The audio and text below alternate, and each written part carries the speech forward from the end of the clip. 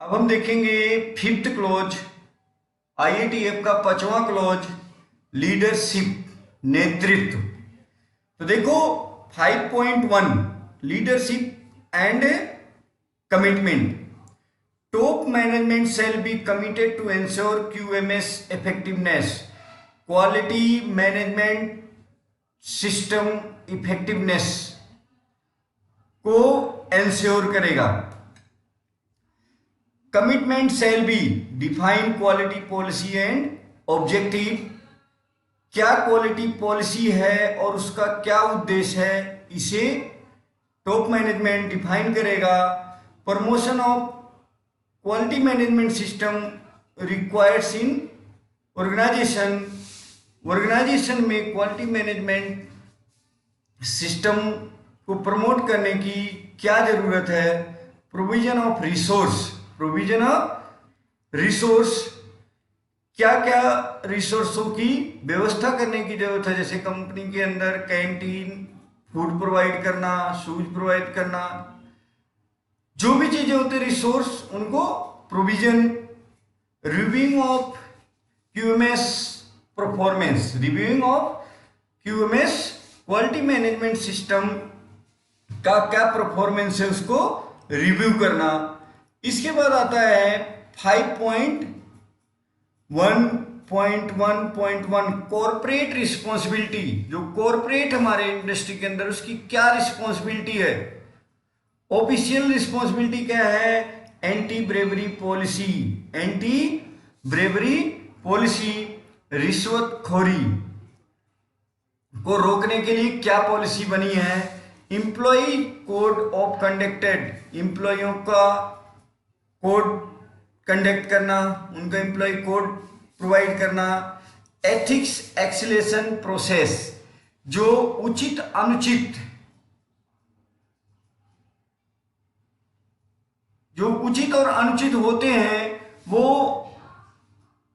Line manager तक कैसे पहुंचाया जाता है, वो प्रोसेस। तो ये कॉर्पोरेट रिस्पॉन्सिबिलिटी जो होती है क्लोज नंबर 5.1.1 मतलब लीडरशिप के अंदर तीन चीज, एंटी ब्रेवरी पॉलिसी, रिश्वतखोरी को रोकने के लिए क्या पॉलिसी बनी है, employ conduct code of conduct, इंप्लॉइयों का कोड प्रोवाइड करना, ethics acceleration process, line manager तक, टॉप मैनेजमेंट तक किसी भी उचित अनुचित बातों को पहुंचाने का क्या प्रोसेस है।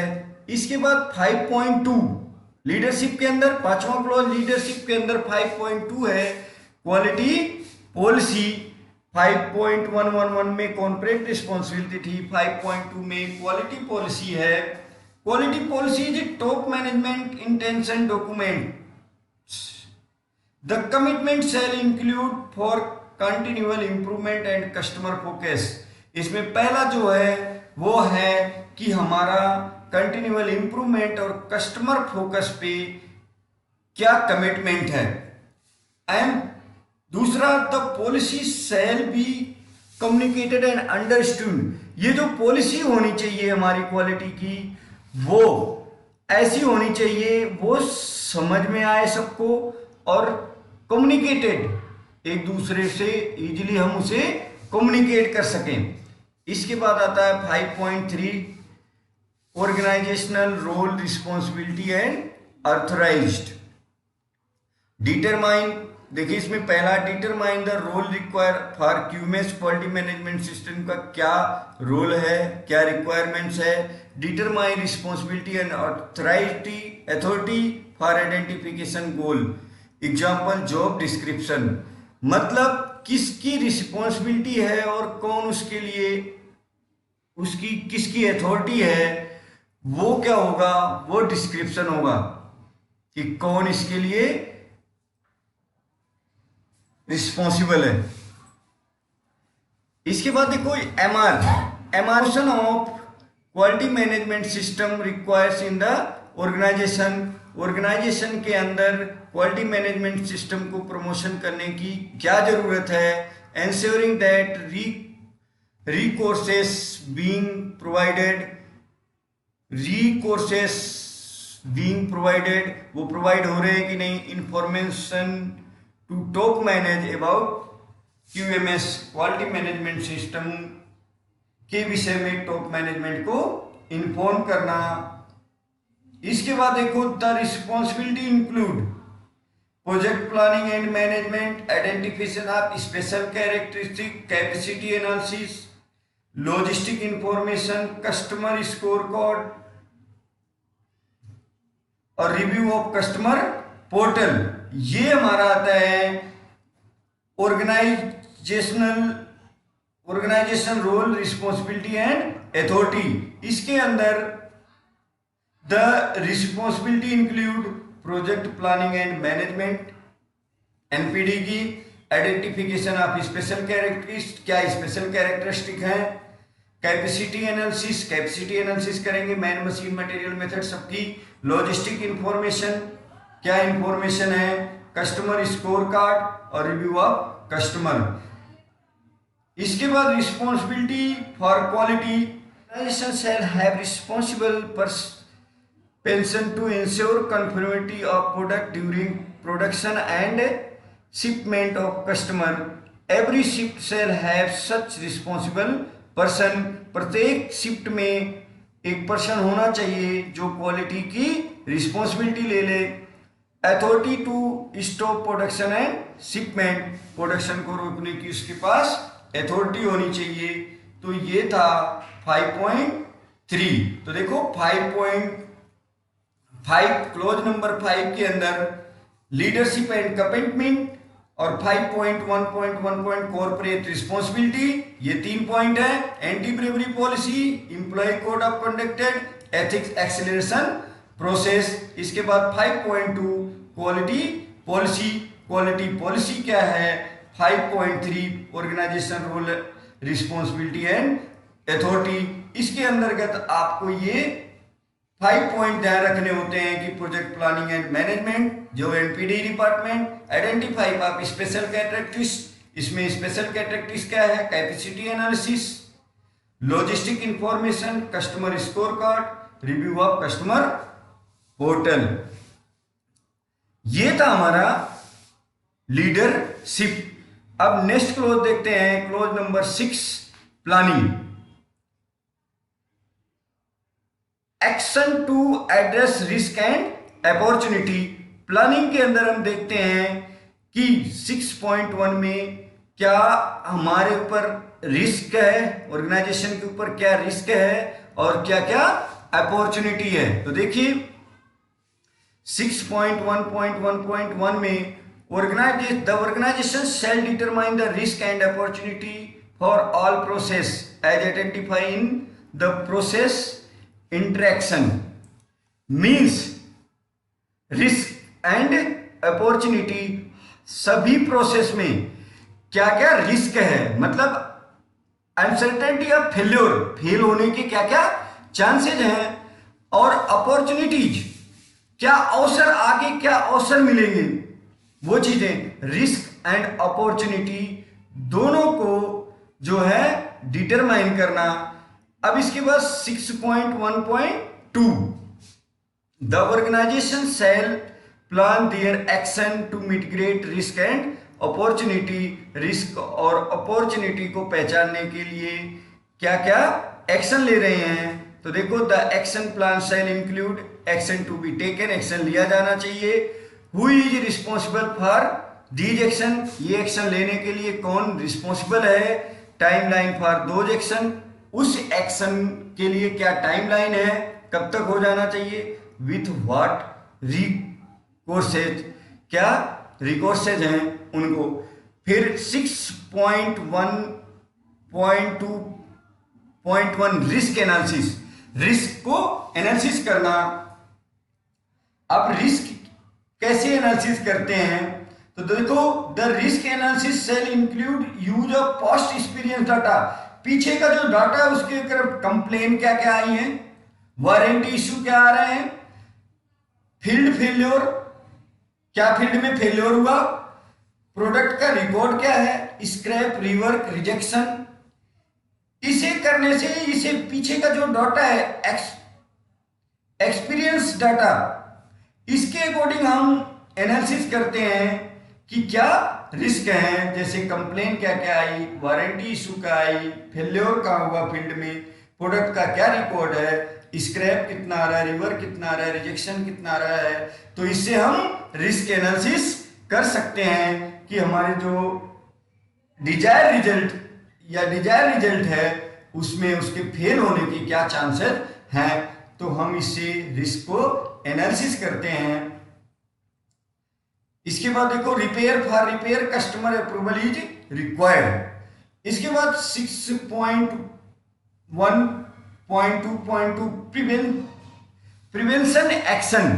प्रिवेंशन एक्शन या प्रिवेंटिव एक्शन बोलते हैं।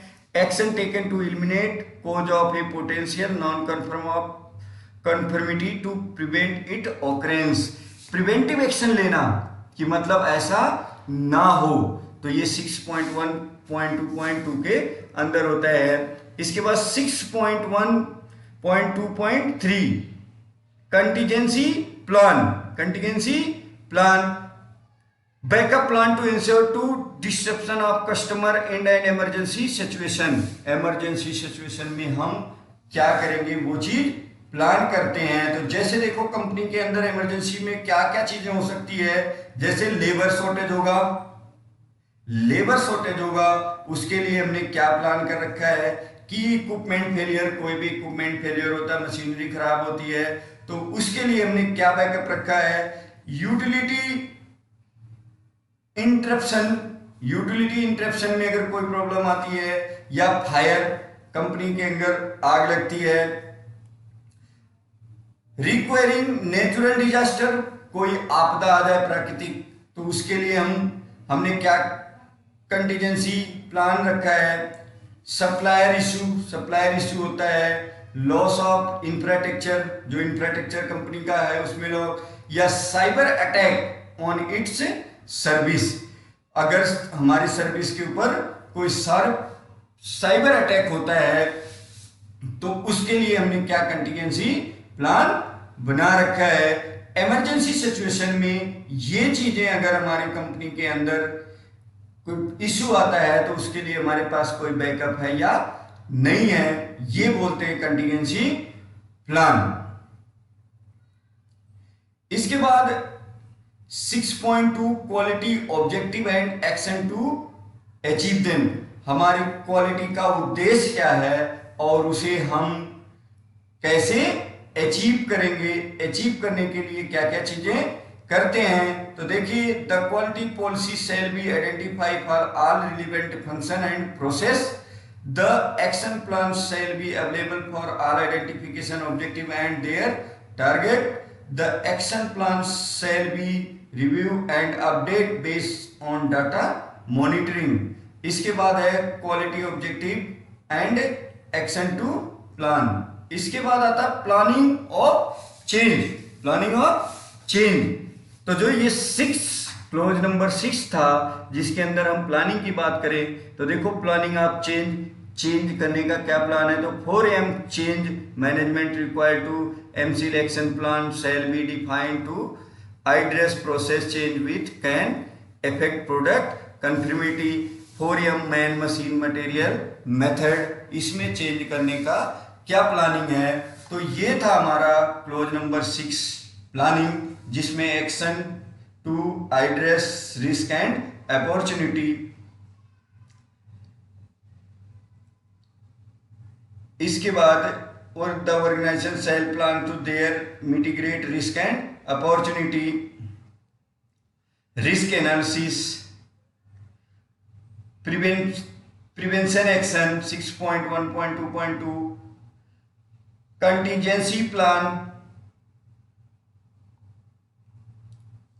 Quality objective and action to achieve them, और प्लानिंग ऑफ चेंजेज। तो ये क्लोज नंबर 6 था और ये इसके सब क्लोज होते हैं। तो हम देखते हैं कि कंपनी में क्या अपॉर्चुनिटी और क्या रिस्क है और उसके लिए क्या बैकअप प्लान है। तो अब हम देखेंगे क्लॉज नंबर 7 जो है 7.1 के अंदर रिसोर्स में देखिए HR, human resource, infrastructure, machine, equipment, plant, monitoring and measurement, resource. देखो रिक्वायरमेंट्स में क्या क्या चीज़ें रिक्वायरमेंट्स होनी चाहिए, जैसे यूज लीन मैन्युफैक्चरिंग प्रैक्टिस। जब हम प्लानिंग करते हैं तो lean manufacturing, doing more with in less time, less money, less space, सब कुछ लेस हो, तो प्लानिंग के समय लीन मैन्युफैक्चरिंग को ध्यान में रखें। Environment conditional which and effect conformity shall be control. Example AC in machine soap, machine soap में AC हो। 5S शैल बी फोकस क्लीनिंगनेस, सफाई पे ज़्यादा फोकस करे। Personal safety shall be also focus. PPE personal safety focus की जाए। तो ये है रिसोर्सेज। सपोर्ट के अंदर 7.1 में resource, HR, infrastructure, monitoring and measurement, resource. इसके बाद आता है 7.1.5 control of monitoring and measurement, resource. फिर देखो जो सब 7.1.5.11 MSA measurement system analysis, mandatory process require for MSA के लिए जो मैंडेटरी प्रोसेस है वो रिक्वायर होना चाहिए। देखो 7.1.5.2.1 calibration and verification of resources. इसके अंदर the organisation shall have expectation criteria for calibration. Calibration के लिए एक्सपेक्टेशन क्राइटेरिया होनी चाहिए, क्राइटेरिया होनी चाहिए। The calibration result shall have national and international traceability, मतलब नेशनल और इंटरनेशनल लेवल पे होने चाहिए।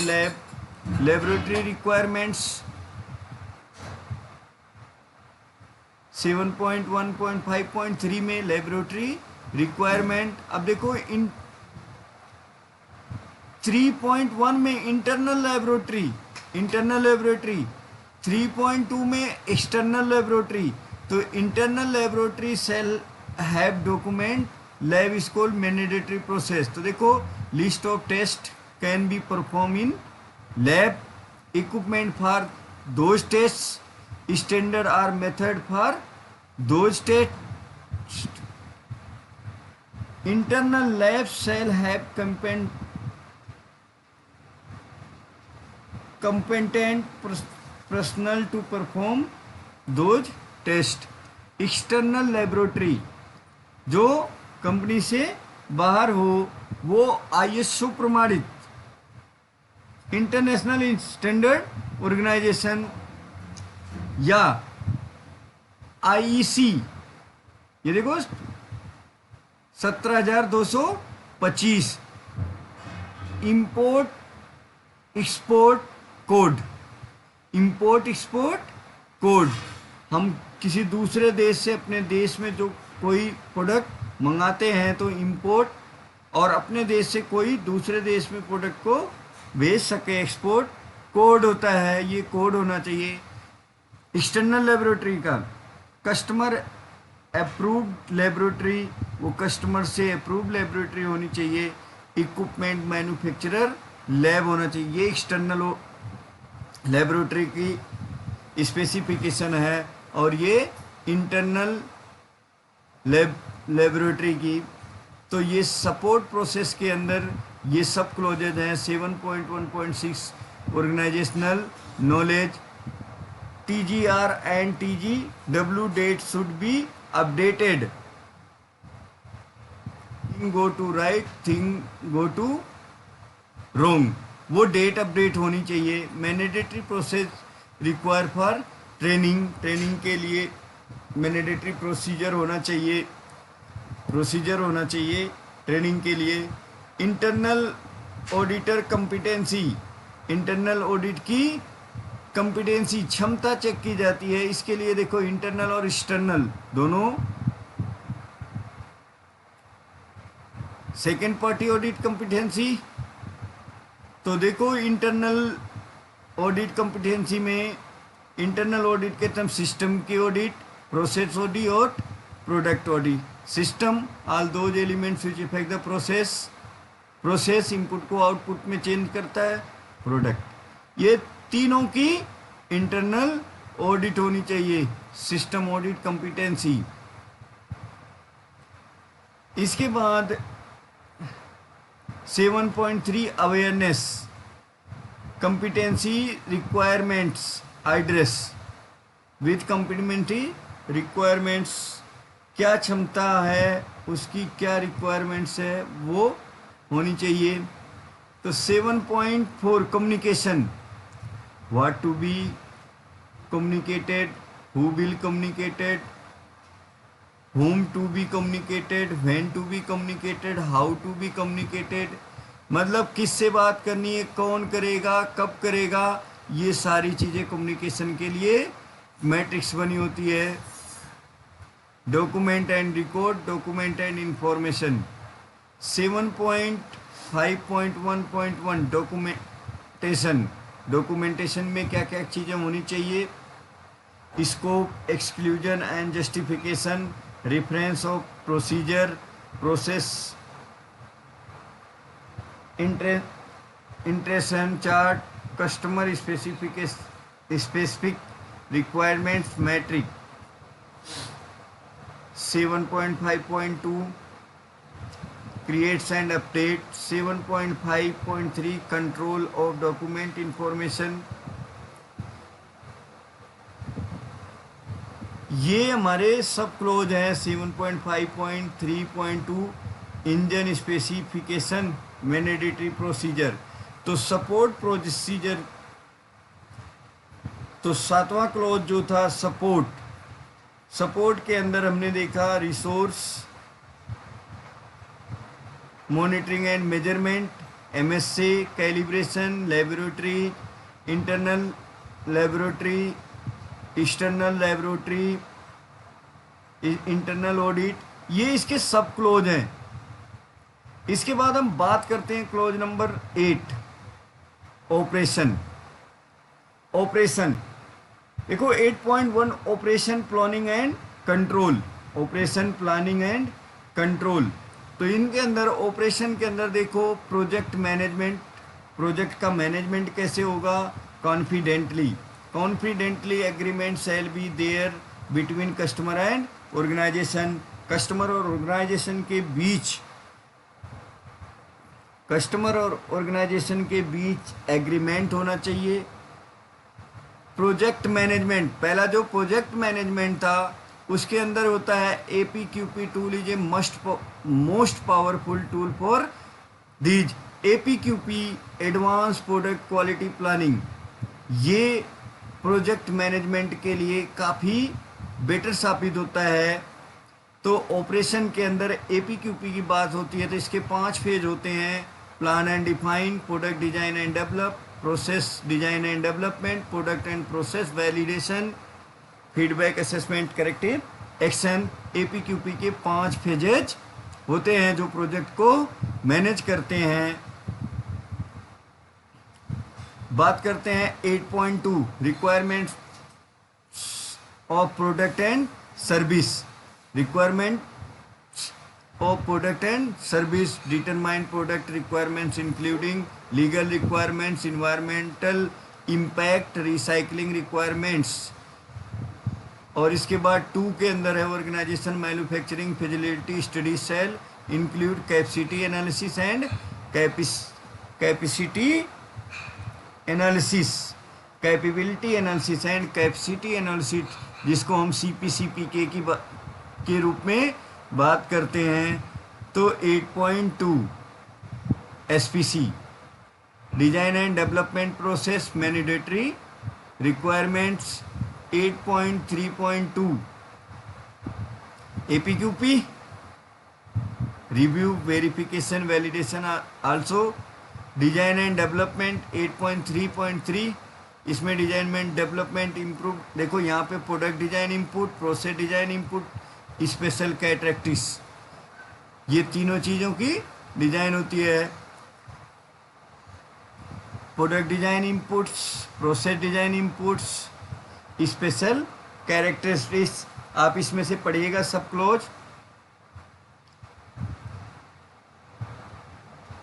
8 design and development. 8.4 control of external provide product process and service purchasing requirements. 8.5 product and service provision. तो ये थे हमारे 8.8 क्लोज नंबर 8 रोल release of product and service. अब 9 section 9 performance evaluation.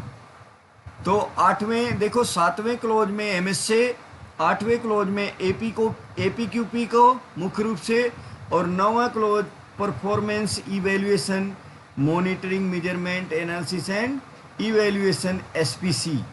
Statistical process control monitoring and measurement process, process को monitor करना और उसका मेजरमेंट करना।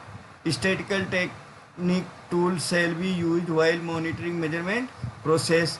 जब प्रोसेस की मॉनिटरिंग करते हैं और मेजरमेंट करते हैं कि प्रोसेस कैसा है, तो एसपीसी टूल का यूज करते हैं। Necessary knowledge require for statical technique. फिर customer satisfaction reference reflection and performance analysis. Internal audit, वो सिस्टम ऑडिट हो, प्रोसेस ऑडिट हो, तो इंटरनल मैनेजमेंट रिव्यू। 9.3। अब लास्ट क्लोज हम बात करेंगे 10 clause improvement general requirement. 10.2 NC and corrective action. Corrective action taken to eliminate cause of NC to prevent its reoccurrence. NC मतलब not conforming. Problem solving tool shall be used as part of corrective action. 7QC tool mandatory process require for problem solving error proofing. ओकायोका mandatory process require for error proofing. If warranty is applicable warranty management system shall be establish. और customer return और failed return product shall be analyse. इसके बाद आता है clause number 10.3 continual improvement. Mandatory process required to address continual improvement shall be FMEA और risk analysis. Failure mode effect analysis and risk analysis से हम continual improvement करते हैं। तो ये था हमारा IATF का 10 क्लोज। पहले सेशन में हमने 5 क्लोज की बात की थी, और ये नेक्स्ट सेशन में हमने 5 क्लोज की और बात की। और जो इनमें अगर आपको नोट्स की रिक्वायर होगी तो आप मेरे नंबर पे कॉल करके आप नोट्स ले सकते हैं।